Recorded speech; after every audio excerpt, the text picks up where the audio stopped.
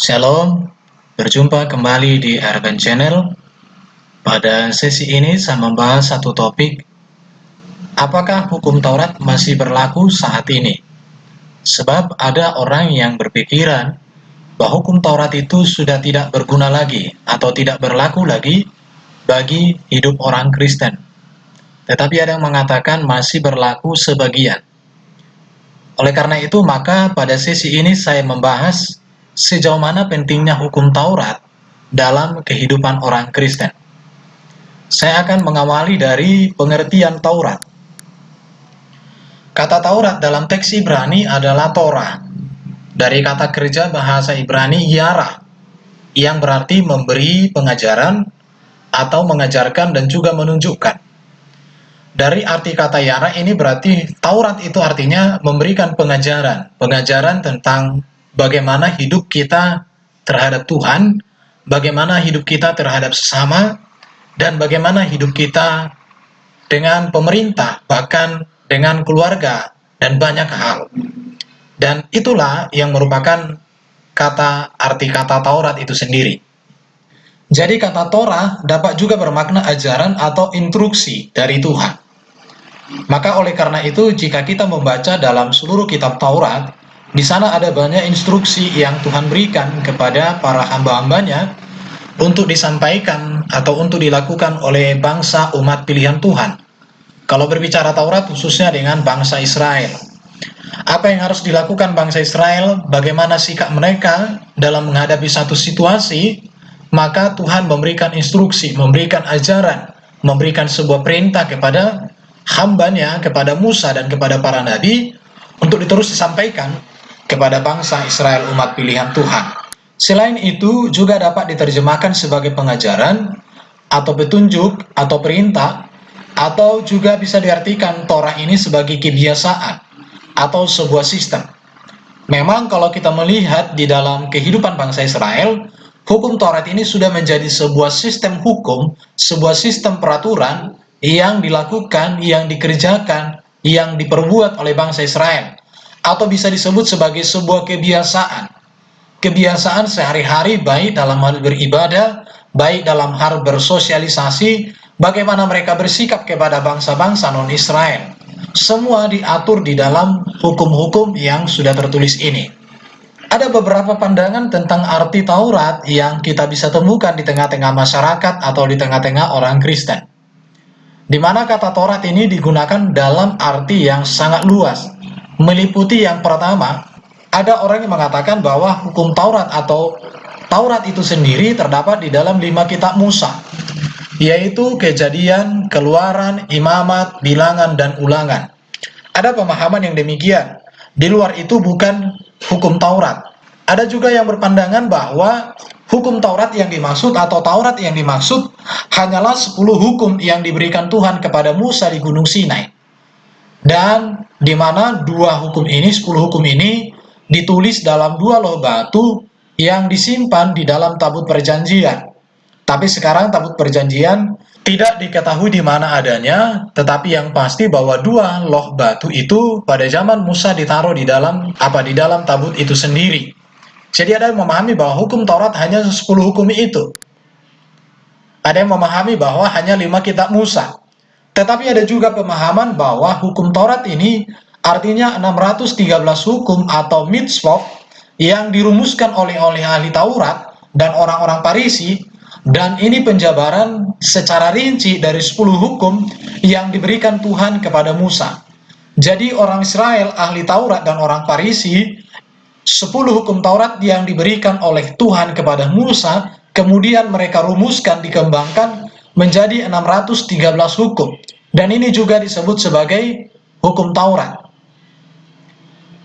Ada juga yang mengatakan bahwa Taurat itu artinya seluruh peraturan tertulis maupun lisan, dan akhirnya meliputi seluruh ajaran agama Yahudi. Termasuk di dalamnya ada namanya Mishnah, ada juga Talmud, ada juga Midras, dan lain-lain. Jadi inilah pemahaman-pemahaman yang kita temukan di tengah-tengah zaman ini tentang arti kata dari Taurat itu sendiri. Ada yang berbicara bahwa hukum Taurat hukum Taurat itu hanyalah kitab Kejadian, Keluaran, Imamat, Bilangan, Ulangan. Ada yang mengatakan hanya 10 hukum Taurat. Ada yang mengatakan 613 hukum yang dirumuskan oleh ahli Taurat. Tetapi ada juga mengatakan termasuk Mishnah, Talmud, atau ajaran-ajaran agama Yahudi, Midrash, itu juga bagian dari Taurat. Tetapi yang pasti bahwa hukum Taurat adalah firman Allah yang harus dilakukan oleh manusia. Itu yang pasti. Dan saya mau katakan bahwa hukum Taurat ini penting bagi kehidupan orang Kristen. Mengapa saya katakan bahwa hukum Taurat penting bagi kehidupan orang Kristen? Dikatakan oleh Alkitab bahwa Taurat atau hukum Taurat ini memperkenalkan karakter Tuhan. Di dalam hukum Taurat kita melihat bahwa Tuhan itu kasih, Tuhan itu adil, Tuhan itu suci, Tuhan itu kudus, Tuhan itu benar. Itu yang ditonjolkan oleh hukum Taurat. Maka dengan demikian, di dalam hukum Taurat, kita akan menemukan tentang karakter Tuhan yang kudus, di mana Tuhan tidak kompromi dengan dosa. Setiap dosa pasti ada ganjaran. Oleh karena itu, maka Taurat menunjukkan kekudusan Tuhan yang tidak berkenan atas dosa. Taurat juga menunjukkan kehendak Tuhan untuk dilakukan manusia. Di dalam hukum Taurat ini kita melihat apa kehendak Tuhan itu sangat jelas dituliskan. Bahkan dikatakan juga bahwa mengapa penting hukum Taurat bagi kehidupan orang Kristen? Karena hukum Taurat ini penuntun manusia kepada Kristus. Sebelum Kristus datang, maka yang menuntun manusia atau hukum yang berlaku di tengah-tengah bangsa Israel, di tengah-tengah umat percaya adalah hukum Taurat. Dan hukum Taurat ini penuntun kepada kehadiran Sang Kristus yang menggenapi seluruh hukum Taurat. Jadi hukum Taurat adalah penuntun bagi kita sampai Kristus datang supaya kita dibenarkan karena iman. Ini disampaikan oleh Paulus kepada orang-orang Yahudi. Jadi hukum Taurat ini penting. Jadi orang Yahudi pun terus melakukan hukum Taurat. Bahkan Yesus sendiri, Paulus, Petrus melakukan hukum Taurat sampai mereka berjumpa dengan Kristus. Bahkan oleh karena hukum Tauratlah kita mengenal Kristus. Sebab di dalam hukum Taurat, di dalam kitab-kitab Taurat, di kitab para nabi, ada banyak ajaran-ajaran yang berbicara tentang kedatangan Kristus. Dan dengan datangnya Kristus, maka semuanya itu sudah tergenapi. Baru dikatakan juga pentingnya hukum Taurat bagi kehidupan orang Kristen, penahan terjadinya kejahatan. Kita tahu bahwa di dalam hukum Taurat ada banyak peraturan. Peraturan itu sesuatu norma yang harus diikuti supaya manusia menjadi tertib. Jika tidak ada hukum Taurat, maka manusia akan menjadi liar. Manusia akan melakukan kejahatan, sebab tidak ada hukum yang mengatur. Artinya manusia bebas, tidak terkontrol dengan adanya sebuah sistem. Sebagaimana dikatakan dalam 1 Timotius pasal 1 ayat 8-9, hukum Taurat itu baik kalau tepat digunakan, yakni dengan keinsafan bahwa Taurat itu bukan bagi orang benar, melainkan bagi orang durhaka dan orang lalim, bagi orang fasik dan orang berdosa, bagi orang duniawi yang tak beragama, bagi pembunuh. Di sini dikatakan bahwa hukum Taurat itu mencegah terjadinya kejahatan. Mengapa? Karena kalau ada orang melakukan kejahatan dihukum, atau supaya orang tidak melakukan kejahatan maka ada ancaman, sehingga mereka mengurungkan kejahatan yang dilakukan. Itulah pentingnya hukum Taurat di dalam kehidupan Israel, dan itu juga bagi kehidupan orang Kristen. Yang berikut juga pentingnya hukum Taurat adalah penuntun kepada kesucian. Dikatakan bahwa hukum Taurat adalah standar Allah untuk mengukur kondisi rohani manusia. Dengan hukum Taurat Allah mengukur kekudusan umatnya, yaitu dengan menyatakan kehendaknya berdasarkan karakternya yang kudus.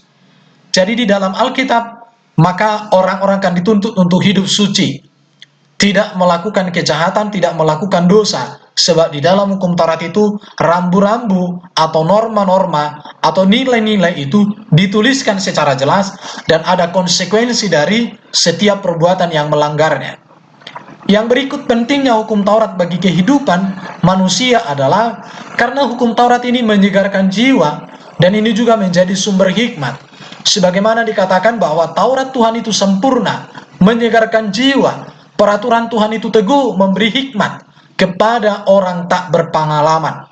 Di dalam hukum Taurat, maka kita menemukan kesegaran jiwa karena kita memiliki hidup yang benar-benar terarah kepada kehendak Tuhan.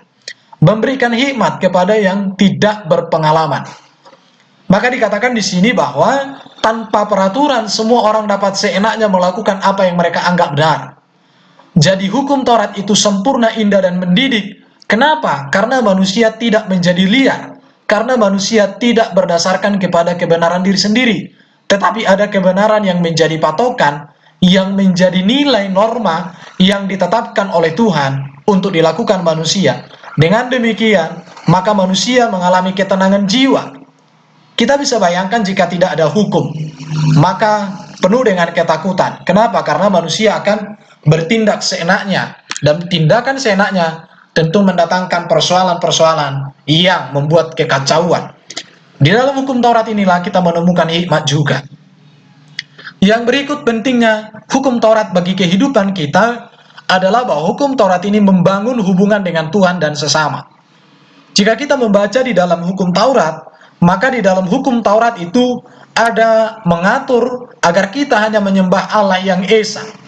Dalam hukum Taurat mengatur bagaimana kita menghormati orang tua, bagaimana kita menjaga kekudusan hari Sabat, bagaimana kita tidak boleh berbohong, membunuh, tidak boleh berzina, tidak boleh mencuri iri hati, tidak boleh melakukan hal-hal yang merusak kehidupan orang lain, atau tidak boleh melakukan hal-hal yang tidak bertentangan dengan kehendak Tuhan. Di dalam hukum Taurat kita diatur bagaimana seorang pemimpin bersikap kepada bawahan, bagaimana seorang bawahan, seorang umat kepada pimpinannya.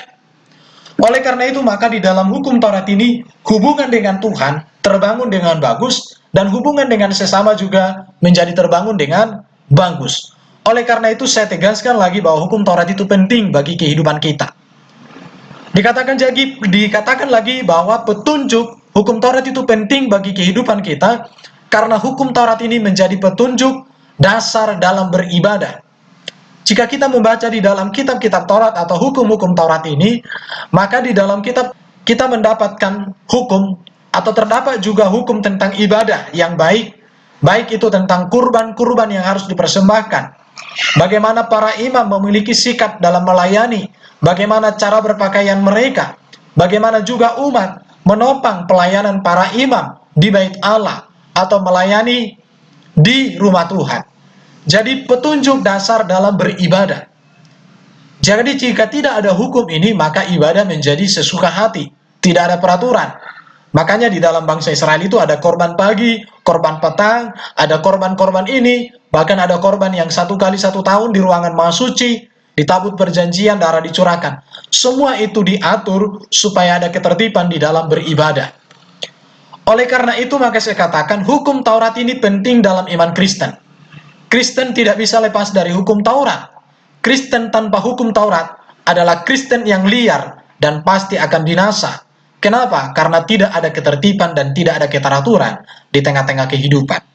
Oleh karena itu, maka hukum Taurat penting bagi kehidupan kita. Penting bagi kehidupan orang Kristen. Namun ada pertanyaan, Yesus telah datang. Apakah hukum Taurat masih berlaku? Apakah hukum Taurat masih berlaku kalau Yesus datang sudah menggenapinya? Maka untuk melihat apakah hukum Taurat masih berlaku atau tidak, kita harus melihat dari apa yang Yesus katakan sendiri. Yesus memberikan pengakuan yang sangat tegas bahwa ia datang tidak untuk meniadakan hukum Taurat, melainkan untuk menggenapinya. Berarti bagi Yesus, hukum Taurat dan kitab para nabi tidak bisa digantikan, tidak bisa dibatalkan, tidak bisa dihapuskan. Maka oleh karena itu saya mengatakan, siapa yang tidak menggunakan kitab Taurat, tidak menggunakan hukum Taurat, tidak menggunakan kitab para nabi, saya katakan itu nabi palsu. Siapa yang menolak hukum Taurat, kitab Taurat, dan kitab para nabi, siapa yang menggantikan itu, berarti dia itu akan dihukum oleh Tuhan. Jelas. Jadi Yesus memberikan pengakuan yang sangat tegas bahwa ia datang tidak untuk meniadakan hukum Taurat, melainkan untuk menggenapinya. Bagi Yesus, hukum Taurat dan kitab para nabi tidak bisa digantikan, tidak bisa dibatalkan, tidak bisa dihapuskan oleh siapapun. Sebagaimana dikatakan Matius 5 ayat 17-18. Janganlah kamu menyangka bahwa aku datang untuk meniadakan hukum Taurat atau kitab para nabi. Aku datang bukan untuk meniadakannya, melainkan untuk menggenapinya. Karena aku berkata kepadamu, sesungguhnya selama belum lenyap langit dan bumi, satu iota atau satu titik pun tidak akan ditiadakan dari hukum Taurat sebelum semuanya itu terjadi. Satu titik di sini menunjuk kepada di dalam huruf-huruf Ibrani ada tanda baca titik saja mempengaruhi makna, mempengaruhi bacaan dari huruf itu. Itu pun tidak boleh dihilangkan. Itulah menurut apa yang dikatakan oleh Yesus. Yesus juga mengatakan bahwa Yesus bukan hanya tidak meniadakan, sebaliknya dikatakan Yesus menghormati, Yesus mencintai hukum Taurat dan menaatinya dengan kepatuhan yang sempurna. Yesus melakukan hukum Taurat, Yesus beribadah pada hari Sabat, Yesus melakukan hal-hal yang benar sesuai dengan hukum Taurat. Dikatakan di dalam Lukas pasal 24 ayat 44, inilah perkataanku yang telah kukatakan kepadamu ketika aku masih bersama-sama dengan kamu, yakni bahwa harus digenapi semua yang ada tertulis tentang aku di dalam kitab Musa, di dalam kitab Taurat Musa, dan kitab Nabi-Nabi, dan kitab Mazmur. Jadi Yesus datang untuk menggenapi semuanya itu, bukan menghilangkan. Jadi nilai-nilai hukum Taurat yang sudah disempurnakan oleh Yesus Kristus, maka hukum itu kita lakukan di dalam kasih kepada Yesus yang sudah menyempurnakan hukum itu sendiri. Dikatakan juga bahwa Yesus menghendaki supaya umatnya berpegang teguh kepada hukum Taurat. Yesus menegaskan bahwa tidak ada yang boleh meniadakan perintah hukum Taurat, sekalipun yang terkecil sebagaimana ayat saya bacakan tadi. Dengan sederhana ia menjelaskan, tidak ada satu titik pun yang akan dihilangkan sampai semuanya digenapi di dalam Yesus. Oleh karena itu, maka siapa yang meniadakan salah satu perintah hukum Taurat, sekalipun yang paling kecil, dan mengajarkannya demikian kepada orang lain, ia menduduki tempat yang paling rendah di dalam kerajaan surga. Tetapi siapa yang melakukan dan mengajarkan segala perintah-perintah hukum Taurat, ia akan menduduki tempat yang tinggi di dalam kerajaan surga. Maka dari sini kita melihat bahwa Yesus sendiri menekankan hukum Taurat itu penting bagi kehidupan orang Kristen. Karena di dalam hukum Taurat itu ada banyak peraturan-peraturan yang mendorong manusia untuk hidup di dalam ketertiban. Tetapi kita melakukan hukum Taurat bukan untuk pembenaran, nanti akan saya jelaskan. Oleh karena itu maka saya tegaskan lagi bahwa Yesus datang untuk meniadakan kutuk hukum Taurat. Jadi bukan meniadakan hukum Tauratnya, tetapi kutuknya, hukuman dari hukum Taurat itu. Oleh karena itu tidak ada bagian dari hukum Taurat yang ditiadakan sampai seluruhnya benar-benar digenapi tujuannya dalam kehidupan di dalam pribadi Kristus. Maka saya mau menyampaikan di sini bahwa jadi bukan hukum Taurat yang dibatalkan, melainkan kutuknya. Hukum itu tetap berlaku hingga sekarang, dan kita masih merasakan manfaat dalam melaksanakannya. Seluruh hukum Taurat itu masih ada manfaatnya. Jika kita berbicara hormatilah orang tuamu, jangan membunuh, jangan berzina, masih kita manfaatkan. Kalau tidak ada lagi itu, kacau. Pernikahan jadi kacau, sesuka hati dan lain sebagainya. Itulah sebabnya Rasul Paulus mengatakan, sebab Musa menulis tentang kebenaran karena hukum Taurat, orang yang melakukannya akan hidup karenanya. Jadi hukum Taurat itu tetap masih berlaku sampai hari ini, tetapi bukan dalam arti kita melakukan hukum Taurat untuk mendapatkan pembenaran atau karena kita takut dapat hukuman kalau tidak melakukan. Bukan dalam konteks seperti itu lagi. Jika kita membaca dalam kitab Keluaran 21-23, dapat ditemukan bahwa setiap kesalahan terhadap Tuhan, bahkan juga terhadap sesama, selalu ada konsekuensi atau hukumannya. Hal inilah yang ditegaskan kembali dalam Ulangan 27 ayat 26. Terkutuklah orang yang tidak menepati perkataan hukum Taurat ini dengan perbuatan. Bisa dibandingkan di dalam Galatia pasal 3 ayat 10 sampai dengan ayat Galatia pasal 3 ayat 10b. Jadi kalau kita membaca di dalam hukum Taurat, mata ganti mata, gigi ganti gigi. Orang yang mencuri tangannya dipotong, orang yang membunuh dia harus dibunuh. Orang yang binatangnya melakukan kesalahan, binatangnya dihukum, semuanya. Jadi semua harus demikian. Tetapi hukum Taurat Tidak, prinsipnya seperti itu lagi setelah Yesus menggenapinya, sebab kegenapannya adalah kasih.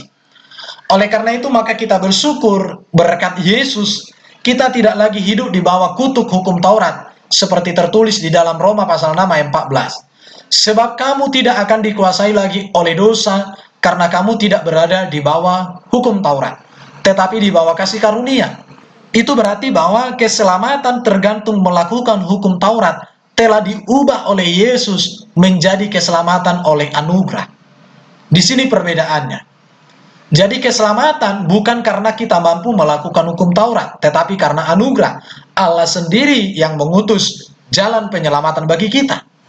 Tetapi kalau karena melakukan hukum Taurat tidak ada orang yang bisa selamat. Kenapa? Karena konsekuensi dari setiap pelanggaran itu sangat menakutkan. Mata ganti mata, gigi ganti gigi. Tetapi dengan kehadiran Kristus, maka kegenapan hukum Taurat kasih menjadi dasar dari ketaatan kepada hukum itu sendiri. Oleh karena itu, maka saya di sini dikatakan bahwa melakukan hukum Taurat bukan untuk mendapatkan pembenaran, bukan untuk memperoleh keselamatan. Kolose pasal 2 ayat 13 sampai 14 dikatakan, tetapi hukum Taurat dilakukan sebagai rasa syukur terhadap karya Yesus yang telah menebus dan menyelamatkan manusia lewat kehadirannya yang menggenapi seluruh tuntutan hukum Taurat itu sendiri. Jadi di sini dikatakan bahwa tetapi hukum Taurat dilakukan sebagai rasa syukur terhadap Yesus yang menebus dan menyelamatkan, bahkan Yesus sendiri sebagai kegenapan dari hukum itu sendiri. Jadi kita melakukan hukum Taurat karena kecintaan kita kepada Yesus, sang kegenapan hukum Taurat itu sendiri. Puji nama Tuhan. Jadi apakah hukum Taurat menyelamatkan? Saya katakan hukum Taurat tidak menyelamatkan. Apakah hukum Taurat masih berlaku? Tetap masih berlaku, sebab di sana ada banyak nilai-nilai moral, ajaran, etika yang menuntun kita kepada kekudusan, bahkan membuat kita hidup baik dengan sesama dan melakukan yang benar di tengah-tengah masyarakat. Namun saya katakan bahwa hukum Taurat ini menunjukkan apa itu dosa, tetapi tidak dapat mengampuni dosa. Hukum Taurat berfungsi sebagai rambu-rambu jalan yang harus ditaati dalam perjalanan untuk mencapai tujuan. Namun pertanyaannya adalah, apakah ada orang yang sempurna taat kepada hukum Taurat selain Yesus? Jawabannya, tidak ada seorang pun yang taat sempurna kepada hukum Taurat. Oleh sebab itu Paulus menjelaskan dalam Roma 3:20, sebab tidak seorang pun yang dapat dibenarkan di hadapan Allah oleh karena melakukan hukum Taurat, karena justru oleh hukum Taurat orang mengenal dosa. Jadi di dalam hukum Taurat itu hanya memperkenalkan manusia, ini dosa, ini dosa, ini dosa, ini dosa, ini dosa. Tetapi hukum itu sendiri tidak membawa manusia lepas dari dosa, tidak menghapuskan dosa dari manusia yang melakukan. Yang mengampuni itu adalah Allah, dan Allah sudah memberikan kuasa pengampunan itu di dalam pribadi Kristus, firman yang menjadi manusia. Jadi hukum Taurat ini berfungsi juga seperti cermin. Dengan cermin kita melihat diri kita sendiri. Artinya dengan hukum Taurat, maka kita menyadari bahwa diri kita orang berdosa. Aku melakukan ini, melakukan ini, melakukan ini, tidak sesuai dengan hukum Tuhan. Tidak sesuai dengan ini, tidak sesuai dengan ini. Baru dengan kita melihat diri kita kepada hukum Taurat, maka kita menyadari ketidakberdayaan kita. Bahwa kita tidak mampu menyenangkan hati Tuhan dengan kekuatan, dengan kemampuan kita. Oleh karena itu, maka kita datang memohon belas kasihan Tuhan untuk terus memberikan kita kekuatan menjalani hidup yang berkenan kepadanya. Jadi hukum Taurat adalah penuntun kita kepada kasih karunia Allah. Dan inti dari seluruh hukum Taurat itu adalah kasih, yaitu mengasihi Allah dan mengasihi sesama. Dengan demikian, manusia menjadi siap untuk kasih karunia Allah yang maha adil itu, dan satu-satunya pilihan bagi manusia untuk diselamatkan. Jadi manusia tidak bisa diselamatkan kalau hanya mengandalkan kemampuan melakukan hukum Taurat, karena tidak ada yang bisa melakukan hukum Taurat itu dengan sempurna. Tetapi anugerah Allah lah yang datang melalui Kristus yang menyelamatkan kita.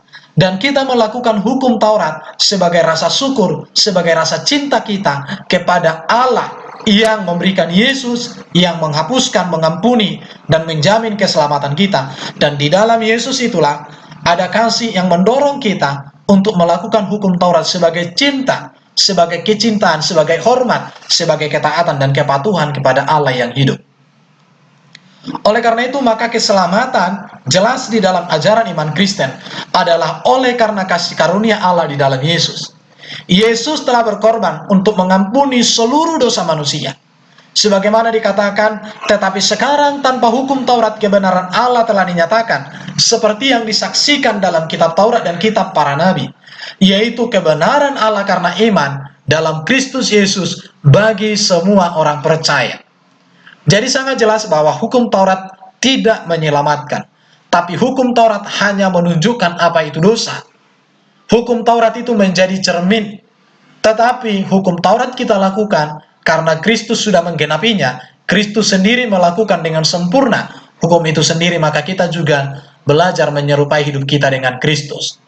Sebagai penutup, saya mau katakan bahwa kehadiran Yesus membuat manusia melakukan hukum Taurat dengan sikap cinta dan hormat kepada Tuhan, bukan karena ancaman daripada hukum kepada barang siapa yang melanggar atau tidak melakukan. Jadi kita melakukan hukum Taurat karena kita cintai Yesus, bukan karena takut kalau mencuri nanti tangannya dipotong, akhirnya tidak mencuri, bukan lagi. Tapi kita melakukan hukum Taurat karena Yesus sudah menebus hidupku, karena Yesus sudah mengampuni dosaku, karena Yesus sudah menjamin keselamatanku.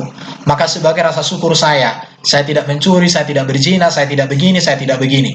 Bukan lagi, saya tidak mencuri, nanti aku masuk penjara. Saya tidak berzina, nanti aku kena penyakit. Bukan begitu lagi. Tapi kita tidak melakukan dosa karena Yesus sudah menyatakan kasih yang hidup dalam diri kita. Karena Yesus sudah menebus kita, karena Yesus sudah menyelamatkan kita, maka kita melakukan hukum Taurat sebagai prinsip kasih dan kasih kita kepada Yesus, sebab Yesus sendiri melakukan.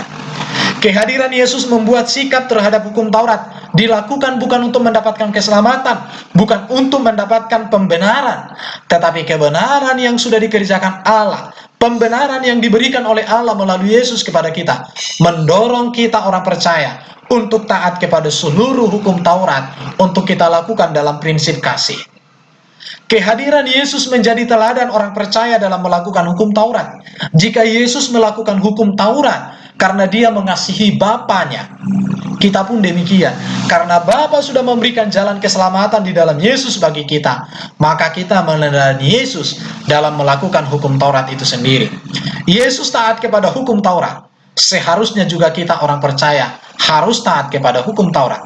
Namun ketaatan kita kepada hukum Taurat bukan karena takut dihukum semata, tetapi karena kerinduan untuk memiliki keserupaan dengan Yesus. Kita melakukan hukum Taurat karena kita ingin memiliki keserupaan dengan Yesus. Karena Yesus berkata, hendaklah kamu sempurna sama seperti aku sempurna. Jadi kita melakukan hukum Taurat bukan untuk masuk surga, bukan supaya dosa dihapuskan. Karena hukum Taurat tidak menyelamatkan, hukum Taurat tidak menghapuskan dosa. Tetapi hukum Taurat menunjukkan dosa itu apa. Dan di dalam anugerah Kristus, maka kita melakukan itu sebagai rasa cinta, rasa hormat, rasa syukur kepada Allah yang menebus, menyelamatkan, dan membebaskan hidup kita. Oleh karena itu, maka apakah hukum Taurat masih berlaku saat ini? Tetap masih berlaku. Sebab Yesus melakukannya dan Yesus menghendaki kita melakukannya. Tapi apakah hukum Taurat menyelamatkan? Jelas tidak. Sebab menyelamatkan adalah Allah. Dan Allah sudah mengerjakan itu melalui Kristus. Apakah hukum Taurat menghapuskan dosa? Tidak. Justru hukum Taurat menunjukkan dosa. Ini itu dosa. Tapi dia sendiri tidak menyelesaikan dosa. Yang bisa mengampuni dan menyelesaikan dosa adalah Allah. Dan Allah sudah memberikan jalan penyelesaian dosa kita melalui Kristus, firman-Nya yang menjadi manusia. Terpujilah Tuhan, kiranya kebenaran ini menjadi berkat bagi kita semua. Shalom, Tuhan Yesus memberkati kita semuanya.